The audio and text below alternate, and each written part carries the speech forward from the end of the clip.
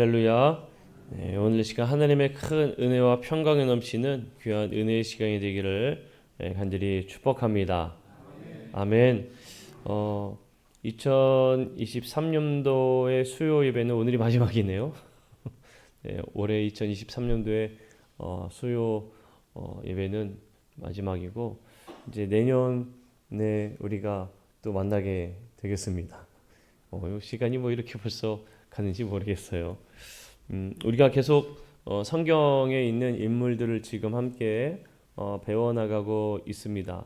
한 사람 한 사람을 보면서 그 사람이 성경에 어떻게 기록되고 있고 어떠한 또 일들을 이루었고 이런 것들을 우리가 함께 배우고 있는데 오늘은 이 룻이라는 이방인이면서도 또 이 성경에 이 이름이 기록된 아주 중요한 핵심적인 인물이라 이야기할 수 있는 이 한 사람, 그 사람을 우리가 함께 나누고자 합니다. 사실 이 룻의 이야기를 나눌 때에 보면 이 룻의 인생은 참 행복했던 인생이라고 말하기는 어려운 인생이었어요. 룻의 인생은 사실 힘들고 고달팠던 인생이었습니다.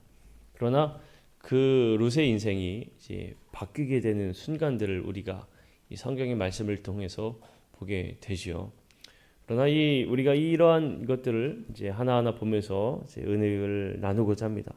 먼저 이 룻의 이름은 구경할 만한 풍경, 아름다움, 우정 이런 의미를 가지고 있습니다. 중요한 성경 구절을 보게 되면 룻기 전체의 내용하고 신약 성경의 마태복음 1장 5절 딱 이 한 군데만 나옵니다. 그러니까 룻에 대한 사람은 룻기와 함께 마태복음 1장 5절에 대해서만 기록되어 있어요. 다른 데는 기록되어 있진 않아요. 이 가족 배경을 한번 보게 되면 이 룻에 대한 가족들에 대한 이야기는 사실 특별히 언급되어 있지는 않습니다. 그저 이 룻이라는 여인이 젊은 시절 모압에서 보냈다라는 것 하나는 알지요. 모압 여인이다. 그래서 이야기합니다. 룻기에서는 5번이나 이 그녀가 룻이 모압 여인 룻이라고 불려지고 있어요. 그러니까 이 룻의 출생에 대해서 아주 강조하고 있구나라는 것을 알 수가 있지요. 그래서 이 룻은 모압의 여인 혹은 모압의 처녀 이렇게 불리기도 합니다. 그리고 이 엘리멜렉의 히브리 사람 엘리멜렉의 아들 말론의 아내였어요. 하지만 곧 말론이 죽게 되지요. 그래서 과부로서의 삶을 살아가게 됩니다. 이 가족이 그녀의 가족에 대한 과거에 대한 내용도 특별히 없는데 이 룻은 언제적 인물인가를 생각해 볼 때 룻기 1장 1절을 토대로 보게 되면 이 룻은 사사기 시대의 사람이다라는 걸 알 수가 있습니다. 사사기 시대의 사람이다. 이 룻기는 어린 이방 소녀에 대한 진실한 이야기로 유대인과 이방인들에게 잘 알려진 또 역사적인 기록물이기도 합니다. 성경 안에서 오직 2권의 책, 룻기와 마태복음에만 이 룻을 기록하고 있고 성경에서 오직 2권의 책이 여인의 이름으로 표제를 특별히 또 삼고 있는데 이거 어떤 여인인가 하면 룻과 에스더죠. 성경의 이름들을 보다 보면 룻기와 에스더만 여인의 이름을 그 책의 이름으로 삼고 있는 것을 우리가 알 수가 있습니다. 특별히 룻은 히브리인과 결혼한 이방 여인이었음에도 불구하고 이 그녀의 이름을 표제로 삼았다는 것은 그만큼 그녀에게 있어서 그녀의 삶이 중요하다라는 것을 우리에게 말해주고 있기도 합니다. 하나님은 한 생의 역사를 기록하실 때 우리에게 교훈을 주시면서 우리가 알아야 할 진리들을 어떤 하나의 또 인생의 이야기를 통해서 우리에게도 말해주고 있습니다. 자, 그러면 이 구약 성경에서 룻을 도대체 어떻게 말하고 있을까 우리가 함께 나누어 보기를 원합니다. 룻기 전체는 이 룻에 대한 이야기를 그리고 있는데 그 룻에 대한 생애를 4가지 단계로 말할 수가 있어요. 그녀의 생애는 그리스도의 영적인 생활 단계도 비교할 수도 있는데 룻기 첫 번째 2장 1장과 2장은 인간된 입장, 그러니까 룻의 형편을 이제 언급하고 있다고 한다면 마지막 두 장은 하나님의 입장을 보여주고 있다라고 우리가 볼 수 있어요. 그럼 첫 번째 룻의 결단, 룻기 1장에 대한 말씀을 우리가 먼저 보겠습니다. 룻은 엘리멜렉 아들 말론의 아내로 히브리인과 결혼했다고 그랬죠. 10년 후에 말론과 그 형제 기럧 그리고 그의 아버지, 시아버지가 되죠. 엘리멜렉이 다 죽게 됩니다. 이 일로 인해서 룻도 과부가 됐고 또 기럧의 아내였던 오르바도 과부가 됐고 그녀의 시어머니인 이제 나오미도 과부가 됐죠. 그러니까 한 가족의 과부만 남게 된 이 상황이 발생하게 되었어요. 시어머니 나오미는 그녀의 남편도 잃었고 두 아들을 잃은 어떻게 보면 참 불행한 인생이다라고 말할 수 있습니다. 나오미와 그 가족은 히브리인으로서 원래는 이 가나안 땅에 있었는데 그곳에서 사실 이 이방의 땅으로 내려왔죠. 그 내려오게 된 이유가 극심한 가뭄으로 인해서 조금 좀 살아보고자 해서 사실은 넘어온 겁니다. 넘어와서 그곳에서 모압 여인을 만나 그의 아들들이 결혼을 했지만 결국에는 모두 다 남자들은 죽게 되는 상황을 맞이하게 되었어요. 자, 모압에 있는 동안 두 아들을 다 잃게 된 나오미가 이제 어떻게 살아야 되나 할 때에 어떠한 소식을 들었는가 하면 하나님께서 이 이스라엘 백성들을 굽어 살펴주셔서 이 기근을 면하도록 하셨다라는 소식을 듣게 돼요. 하나님께서 그들의 백성들을 굽어 살펴주셨다. 이제 이러한 소식들이 들리기 시작합니다. 그래서 나오미가 이 모압 땅에 있다가 이방 땅에 있다가 원래 고향이었던 곳으로 가려고 이제 마음을 먹게 되죠. 그래서 어디로 가려고 하는가 하면 이 베들레헴이라는 곳으로 이 나오미가 가려고 합니다.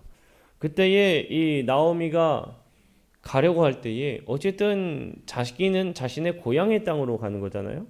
그런데 이 두 며느리는 자신들의 고향을 떠나야 되는 거잖아요.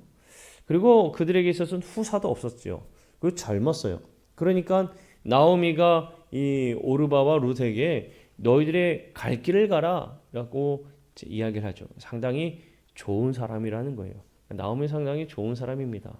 그들의 인생을 생각해주고 그들의 미래를 생각해주면서 너희들 새 출발해라라고 기꺼이 먼저 보내주고 있어요. 자, 오르바와 룻 모두가 처음에는 안 된다 했지만 오르바는 결국에 자신의 살 길로 떠나가고, 자, 룻은 끝까지 자신의 시어머니를 모시겠다는 이러한 고백을 하게 됩니다.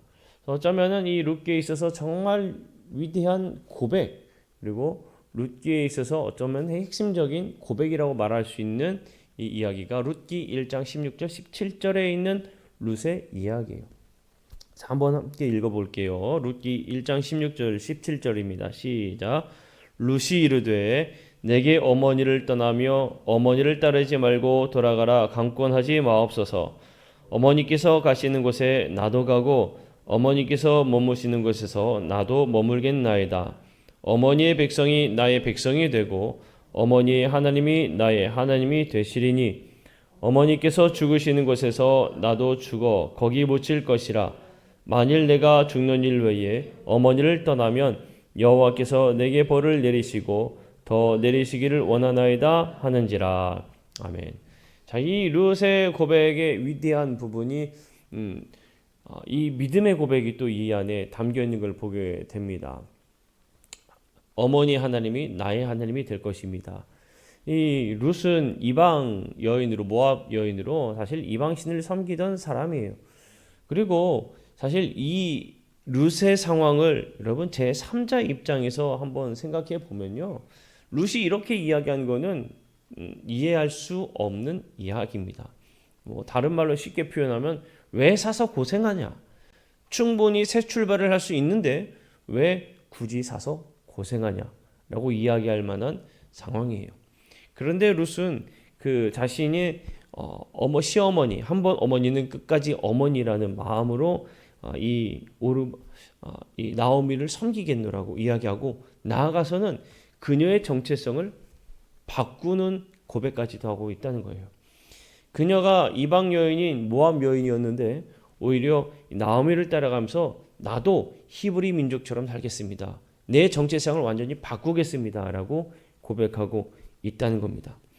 그런데 이 1장에 나타난 이 룻의 결정이 이 룻이라는 여인의 인생을 완전히 바꾸게 되는 고백이요 결정이 되어지는 순간이 됩니다. 이 룻의 결단이 룻기 1장에 등장하게 되죠.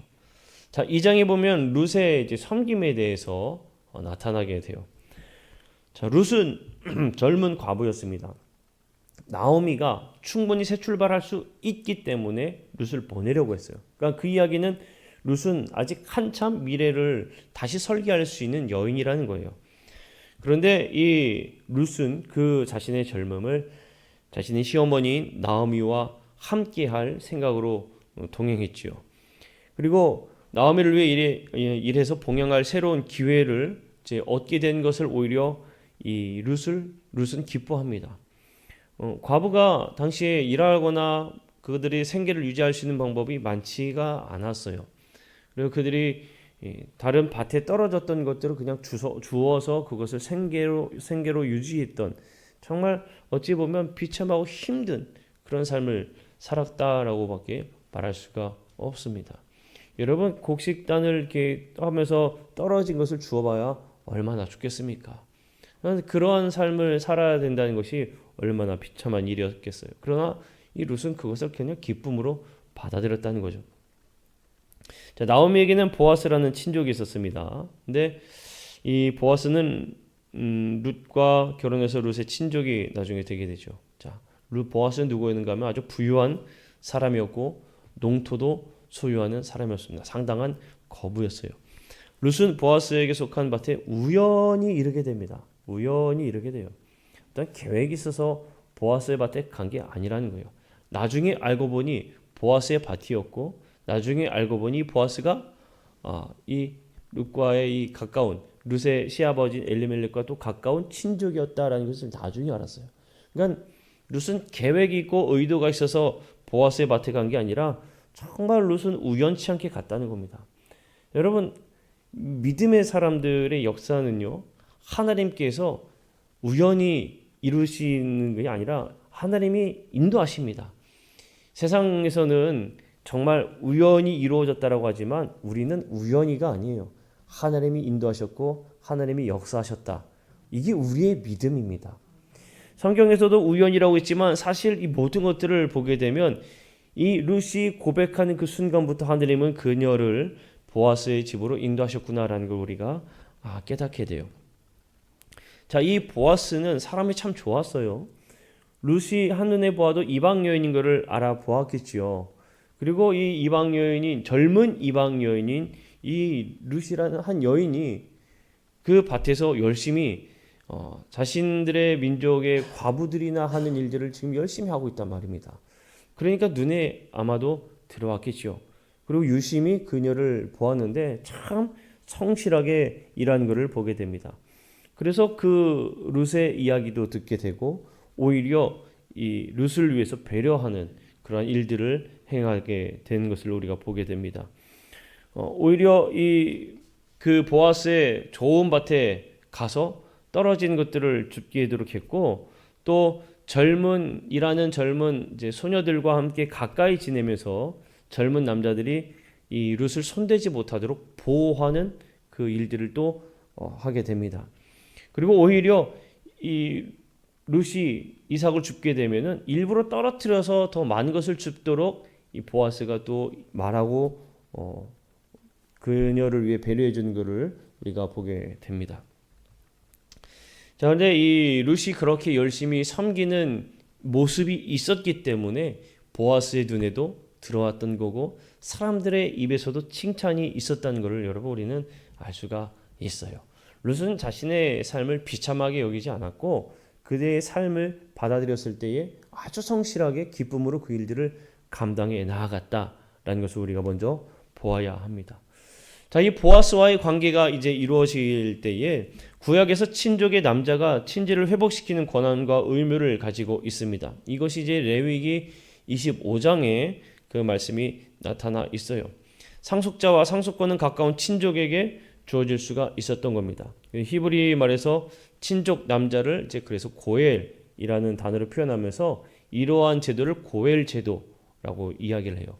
고엘 제도다라고 이야기를 합니다. 이제 이 관계 속에서 보게 되면 이 친족 남자에 대한 세 가지 율법에 대한 조건들이 우리가 먼저 살펴보게 되거든요. 첫 번째 조건이 뭐냐? 상속하려는 의도를 가져야 한다는 거예요. 먼저 상속하려는 의도를 가져야 한다.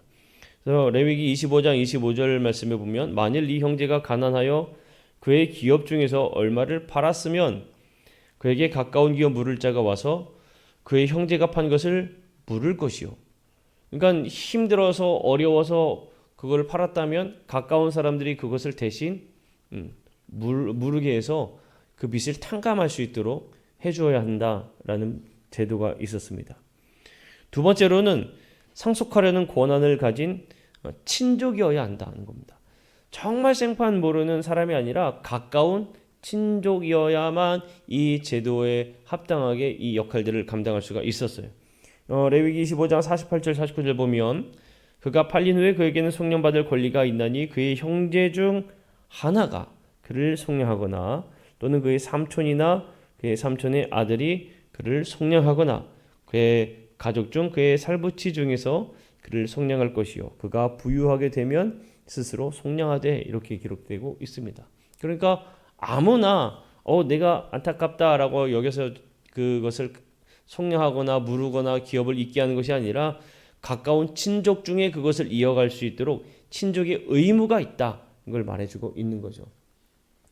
가족의 의무가 있다는 것을 말해주고 있는 겁니다. 자, 세 번째는 그는 상속하기 위한 능력과 재산을 가져야 한다는 겁니다. 근데 충분한 능력이 있는 사람들은 그 일들을 감당하라 이렇게 하나님의 법이 있는 거죠. 이 룻기 4장 4절에서 6절 말씀에 이제 읽어보면 그 내용들이 나타나게 되는데 무슨 내용이냐면 함축해서 이야기하면 가까운 친족이 있어서 그 보아스가 그 사람에게 당신의 친족 중에 나오미의 또 그 나오미가 있고 그의 것들을 당신이 이어가야 됩니다라고 이야기했을 때 처음에는 오케이 했단 말입니다. 그런데 이 보아스가 당신이 이어갈 때에 그의 며느리인 룻도 함께 같이 책임져야 합니다라고 이야기를 하니까 나 그건 못해요 라고 거절을 하죠. 거부합니다. 그래서 그 거부권을 정확하게 이행하면서 많은 장로들 앞에 또 그것이 증거가 되어서 보아스가 이 룻을 상속하는 상속자가 되어지는 그 말씀들이 이제 이어서 나갑니다. 그러니까 충분히 능력 있고 충분한 이 재산이 있을 때에 이 모든 것들을 감당해 나갈 수가 있다는 거죠. 능력이 안 돼서 힘겹게 살지 말라고 충분히 하나님께서 주신 복을 거기에 써라는 것을 우리가 알 수가 있습니다. 자, 이렇게 이 룻의 섬김을 통해서 친족 보아스를 만나게 되고 또 보아스를 통한 일들이 이루어지게 됩니다. 자, 세 번째로 룻의 안식에 대한 우리가 말씀을 보게 됩니다. 룻기 3장을 통해 룻의 안식에 대한 이야기를 우리가 보게 돼요.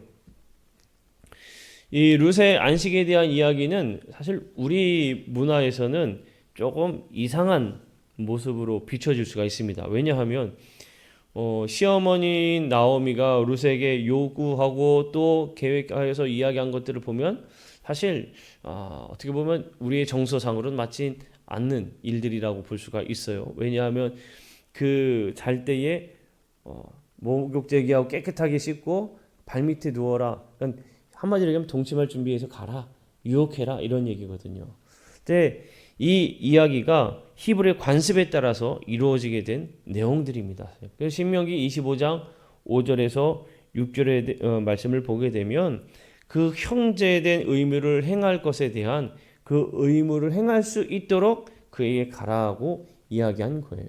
그러니까 친족의 의무, 형제의 의무를 그 보아스가 행하게 하기 위해서 이 룻이 그 깨끗한 옷 입고 또 동침할 사실 준비를 하고 그 가까이에 눕게 되는 겁니다. 그러니까 그때 그 이스라엘 백성들의 법에 따라서 움직였던 거죠.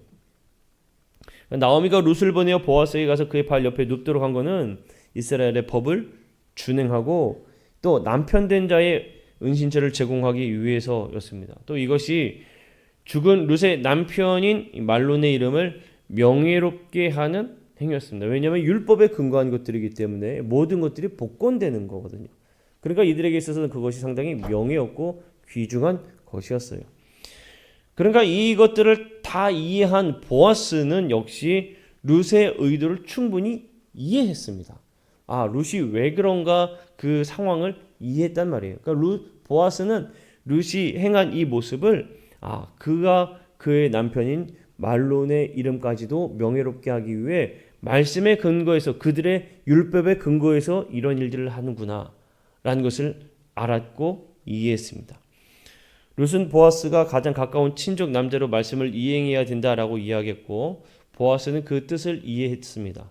하지만 보아스도 아주 현명한 사람이었기 때문에 문제가 될 만한 요지에 그대로 받아들인 것이 아니라 먼저 자신보다 더 가까운 사람이 있기 때문에 그 말씀에 근거하여 먼저 이 일을 행할 사람이 있으니 그에게 먼저 이 일을 이야기해야 된다라고 이야기한 거죠. 룻은 상당히 현숙한 여인이었습니다. 모든 사람들의 명예를 지혜롭게 얻기 위해 행한 현숙한 여인이었고 보아스도 이에 대한 아주 현명한 사람이었습니다. 그러니까 한순간에 욕망에 따라 움직인 사람이 아니라 말씀에 의해서 벗어나지 않도록 하기 위해 정말 철저하게 자신을 준비했던 사람. 그리고 마지막 아침에 일어날 때에 룻이 아주 그 다른 사람들이 보기 전에 일찍 일어나서 갈 수 있도록, 그리고 그냥 보내는 것도 아니라 그에게 더 음식을 제공하면서 그녀의 모든 것들을 이해하는 아주 배려심 깊은 사람이 바로 이 보아스라는 사람이에요. 자, 룻기 4장에 보면 이에 대한 룻의 보상을 우리가 보게 돼요. 룻기 4장 9절에서 10절 말씀에 보면 룻의 이 보상을 볼 수가 있는데, 우리 한번 먼저 룻기 4장 9절에서 10절 말씀을 먼저 좀 읽어보겠습니다. 자, 시작. 보아스가 장로들과 모든 백성에게 이르되 내가 엘리멜렉과 기럨과 말론에게 있던 모든 것을 나오미의 손에서 산 일에 너희가 오늘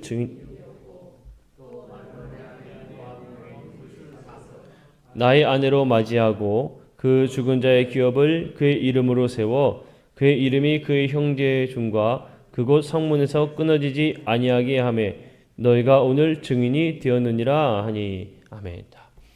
그러니까 보아스는 여기에서도 기록하고 있지요. 그냥 기업 물을 자라고 해서 그냥 기업 물을 자가 아니에요.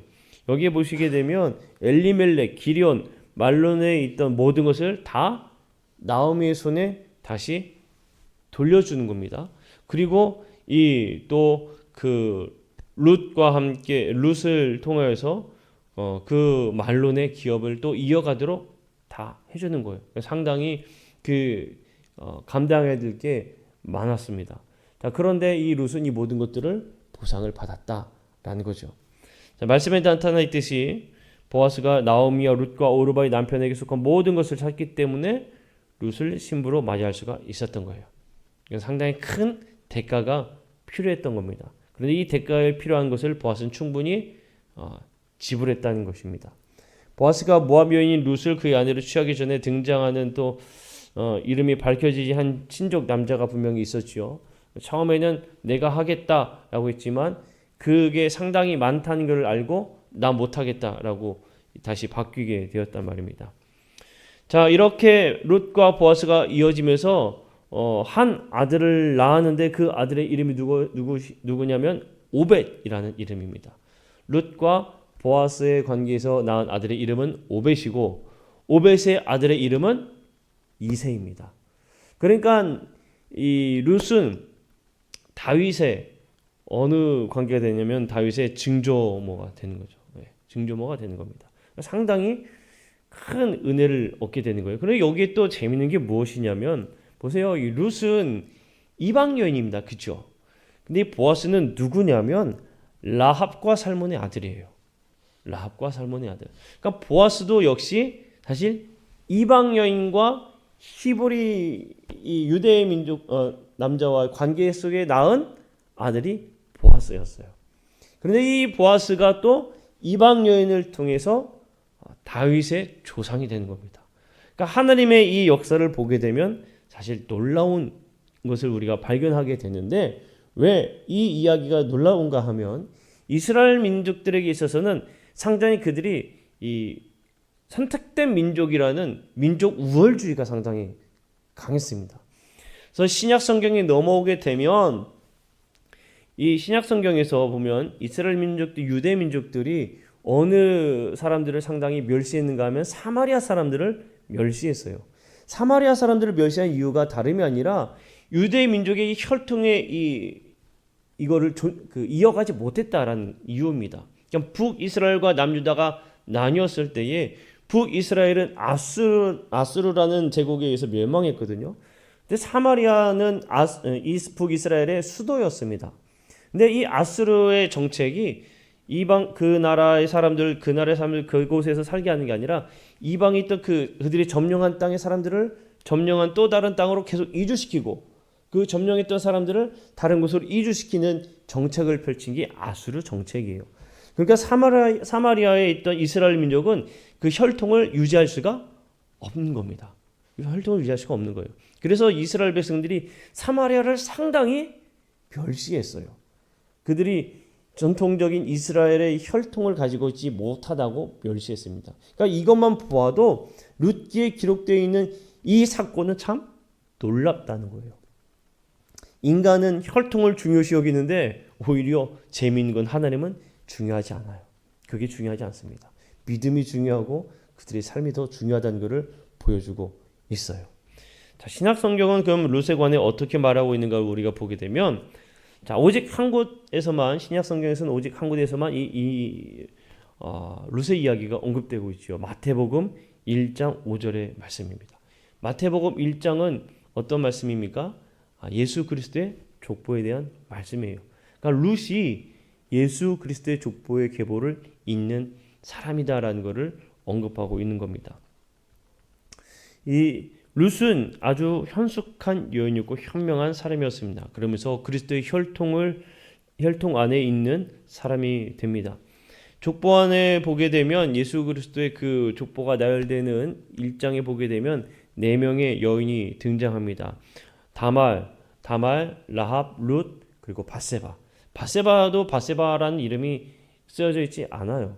우리아의 아내라는 그냥 이름으로 쓰여져 있어요.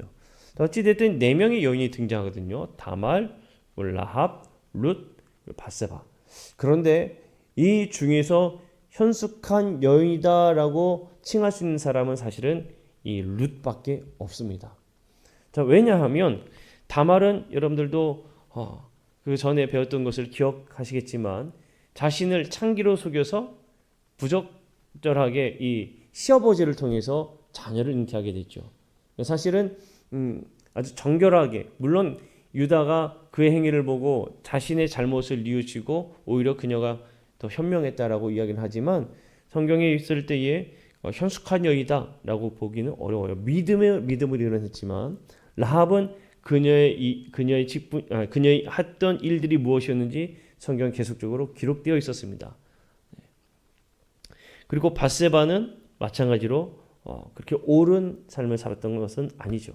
그러나 그 반면에 룻은 그의 중심을 오로지 헌신하고 섬기고 그 이방 여인이었음에도 불구하고 말씀의 근거에서 살려고 했던 모습들만 성경에서는 기록하고 있다는 거예요. 단 한 번의 이름이 등장되고 있지만 그 여인의 삶이 얼마나 형숙했는지를 성경에서는 밤에도 이야기하고 있는 모습이기도 합니다. 룻기에 두 번째로 룻기에 나타난 교훈은 신약 성경의 교훈을 또 예시해주고도 있는데 무슨 이야기냐? 자 보면 1장은 룻의 결심 그리고 2장은 룻의 섬김이거든요. 이건 룻의 임무예요. 그리고 3장은 룻의 이제 안식을 얻는 것과 그리고 사장은 보상에 대한 이야기인데 이거는 누구에게 대한 이야기냐면 하느님과 연관되어 있는 이야기입니다. 그리고 보아스는 예수 그리스도 친족이신 구속자인 예수 그리스도의 모형을 또 따고 있습니다.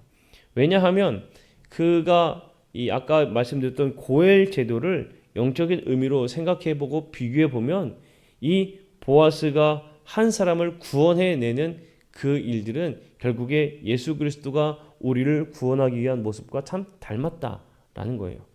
자, 먼저 그 고엘 제도에 아까 말씀드렸던 부분 중에 이 보아스는 그 기꺼이 구속하려고 했다는 거죠. 구속하려고 했던 겁니다.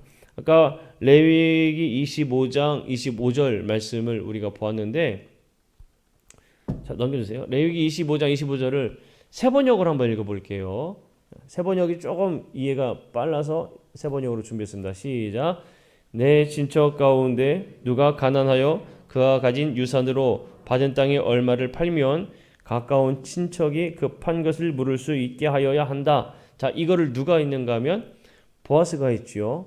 누군가가 그 값을 대신 지불해 줘야 된다라는 제도잖아요. 자, 근데 갈라디아서 4장 4절에서 5절 말씀을 한번 읽어보겠습니다. 시작. 그러나 기한이 찼을 때에 하나님께서는 자기 아들을 보내셔서 여자에게서 나게 하시고 또한 율법 아래에 놓이게 하셨습니다.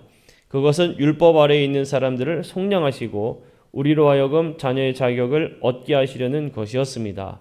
아멘. 자, 레위기의 말씀과 이 갈라디아서의 말씀을 비교해서 생각해 보면 레위기에서의 이야기는 친족 중에 누군가가 그것을 대신 갚아줘야 된다, 속량해줘야 된다라는 이야기라면 갈라디아서에서 이야기하는 예수 그리스도의 그 속량의 의미는 바로 우리의 죄를 속량하시기 위한 예수 그리스도께서 대신 우리의 죄를 갚아주시는 그 말씀의 의미를 이야기해주고 있는 겁니다. 그러니까 보아스는 결국에 그 사람 한 친족을 위해 그가 기꺼이 구속하려고 했던 모습처럼 예수님은 우리를 구속하시기 위해 오셨다는 것을 말해주고 있는 거예요. 자, 두 번째로 구속의 권리를 갖춘 친족이어야 했다는 것이 아까 있었죠.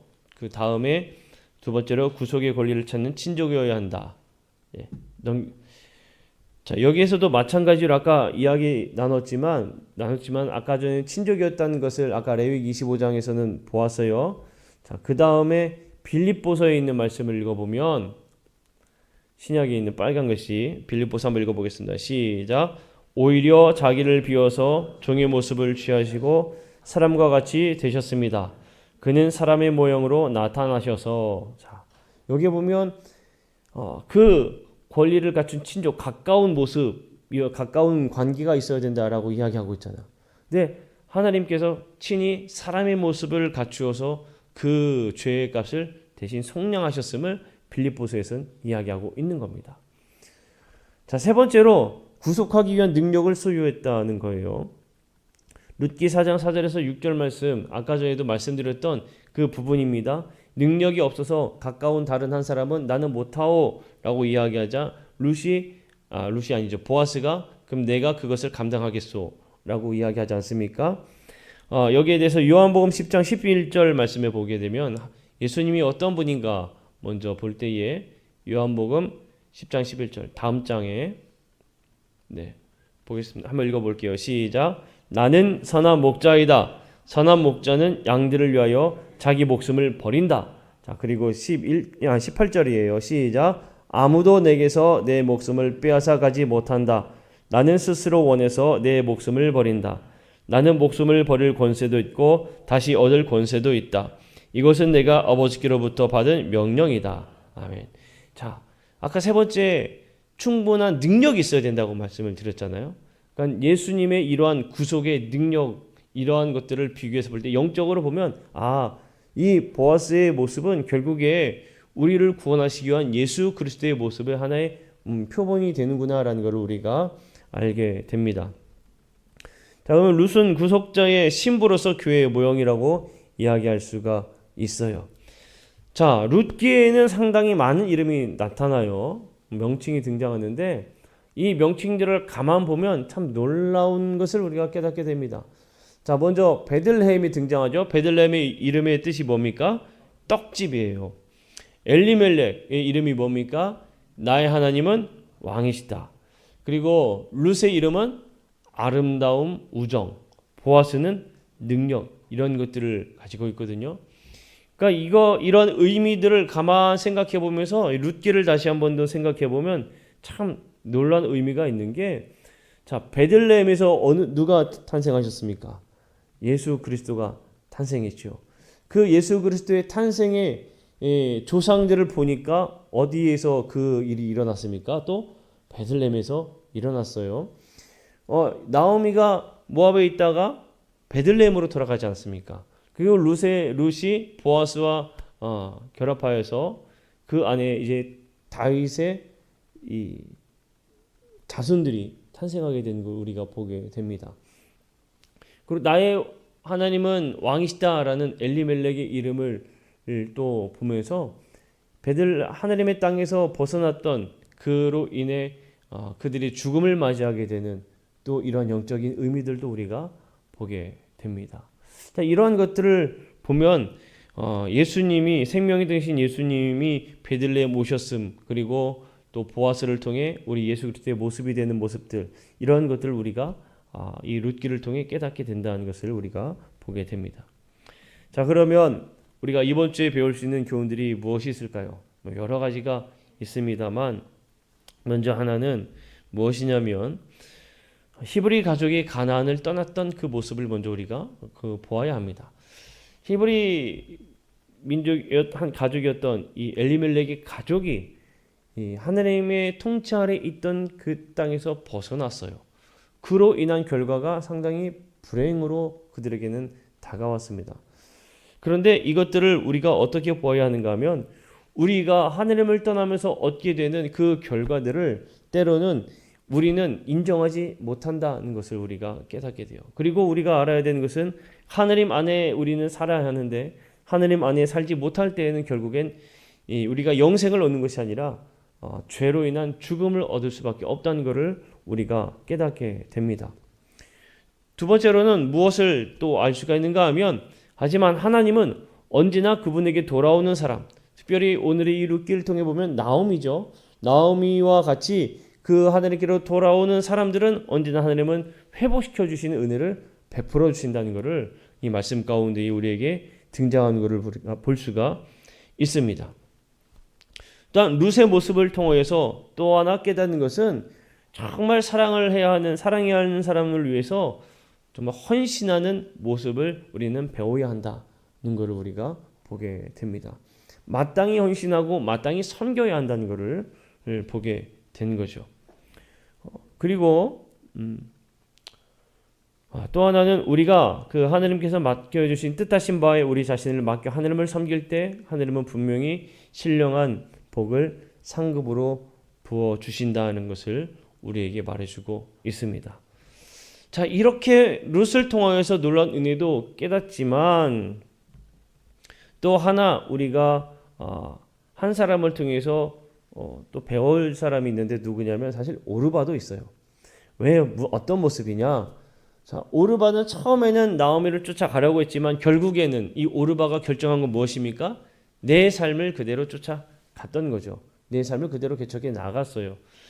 그러니까 이 오르바의 결정은 어찌 보면 우리 인간의 단편적인 모습이다라는 겁니다. 오르바는 자신의 삶을 위해 자신의 인생을 자신이 찾아갔어요. 그러나 이 자신의 인생을 자신이 결정해 찾아간 오르바와 달리 룻이 하나님의 백성이 된 것을 결심하고 하나님의 법대로 살아갔을 때 받은 은혜와 참 많이 대조적으로 나타난다는 것을 우리가 이 말씀을 통해 보게 됩니다. 그러니까 우리는 오르바와 같은 삶을 살아서는 안 된다라는 것을 또 알아야 합니다. 주님은 그분을 위해 구하고 또 믿고 행하기만 하면 우리의 필요한 모든 것을 공급해 주신다라는 것을 우리는 또 이 말씀을 통해 깨닫게 돼요. 자, 사랑하는 성도 여러분, 룻기를 보게 되면 믿음의 사람들이 어떠한 인생을 살아야 하는지 참 많은 것들을 깨닫게 되는 말씀입니다. 룻기는 참 짧아요. 4장밖에 있지 않거든요. 그런데 이 내장 속에서 얼마나 귀한 이 하느님의 백성들이 큰 하느님의 은혜를 받고 하느님이 주신 복을 받는 비결이 무엇인지 우리에게 말해주고 있습니다. 하느님을 믿는 삶이 무엇인지 또 우리에게 가르쳐주고 있습니다. 오늘 우리가 함께 나눈 이 루세의 말씀을 통하여서 정말 하느님이 베푸시는 그리고 하느님이 공급하시는 은혜를 누리는 그리고 하느님이 공급하시는 그 복을 누리는 우리 복된 성도님들이 되시기를 간절히 축복합니다. 기도하겠습니다.